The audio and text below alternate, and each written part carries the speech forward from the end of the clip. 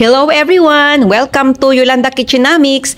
Napakasarap naman po na bagong recipe ng Pinoy Kakanin ang ating ginawa today. At yan, tingnan naman kung gaano kasarap at napaka-creamy na Royal Bibingka inspired na recipe from Vegan. Sa Vegan Ilocosur. So yan, share ko sa inyo ang napakasarap na Pinoy Kakanin na ito ay simpleng-simple ang mga ingredients. 2 itlog, yan, large eggs na 2. Ang ating kailangan sa recipe ito. Then, haluan natin ito ng 1/2 teaspoon ng salt at 1/2 cup ng white sugar. Yan, lagyan ng coconut milk, 1 cup. Then, 1 cup din ng evaporated milk. Then, itong ating condensed milk, 1/2 cup ng condensed milk. Diba? Yan, haluin natin itong ating mga liquid ingredients.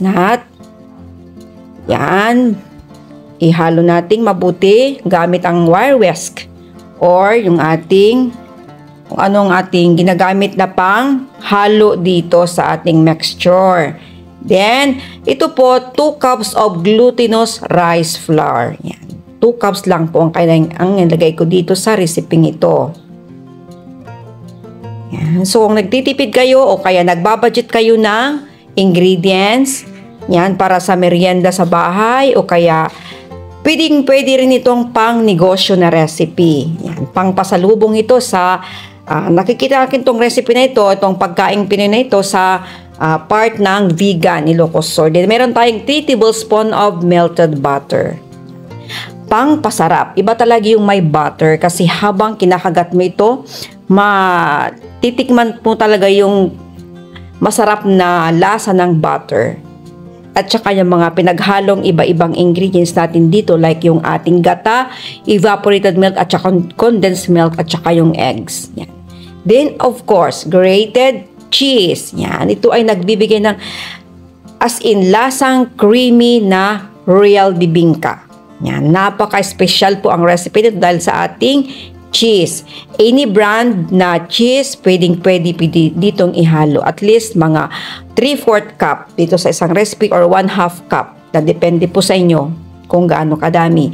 Then, maglagay kayo dito ng tin foil dito sa inyong baking pan. Then, don't forget na maglagay o magbrush ng margarine. Yan. Then, ilagay na natin ito yung mixture natin para hindi po mag-stick dito yung ating mixture. Dapat meron tayong margarine na ilalagay. Yan. Nagsisilbi po rin yan na flavor dito sa ating mga gilid-gilid ng ating bibingka. Yan. Nagpapa-brown yan. Yan. Isahalo natin dito. Mabuti dito sa ating baking pan. Then, top with cheese. Yan. Lagyan natin ng konti na lang na cheese para mayroong toppings. Pangpa-ganda rin ng ating ginagawang bibingka, diba? So yan, after po nito nating mahalo lahat at may prepare, bake natin to for 200 degrees Celsius for about 1 hour. Yan, 1 oras lang po. So kung gaano kakapal naman itong inyong mixture, mas matagal ang baking time. So don't forget na maglagay tayo dito ng tin foil muna. Pag ilagay mo sa oven, naka-tin foil muna. Bakit? Para hindi siya kaagad-agad na mag-brown sa ibabaw at masunog yung cheese. So yun, after 1 hour, ito na po ang kalalabasan ng ating bibingka, yung ating Royal Bibingka. Then, so napapansin ninyo, i-on mold natin yan. Dito sa gilid-gilid niya, nagbabrown yan siya. Yun yung masarap. Yung parang tutong. Yan. Pero napakalambot nito sa loob ng ating bibingka. Yan.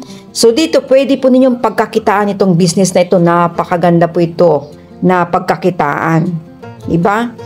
So yan. So nagdidepende na po ito sa ating pag-slice dito. Yan. So kita nyo naman kung gaano kasarap yung ating Royal Bibingka. Diba? So, slice na natin ito para sa ating merienda. Diba? So, ito pwede po itong nating gawing merienda sa bahay natin. Pwedeng gawing negosyo, pang business.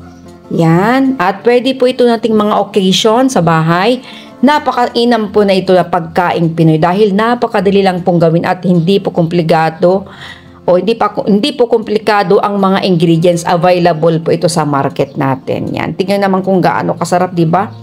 Napaka-creamy, as in tamang-tama lang po yung tamis. At napakasarap yung butter at saka yung cheese na yan, nalagay natin dito, as in wow naman. So, don't forget to subscribe. Kung nagustuhan niyo pong ating recipe today, please don't forget to subscribe, comment, like, and share na rin po. Yan, di ba? So, yan po ang ating napakasarap na recipe for today, ang Royal Bibingka. Yan, thank you for watching. Until next time, see you!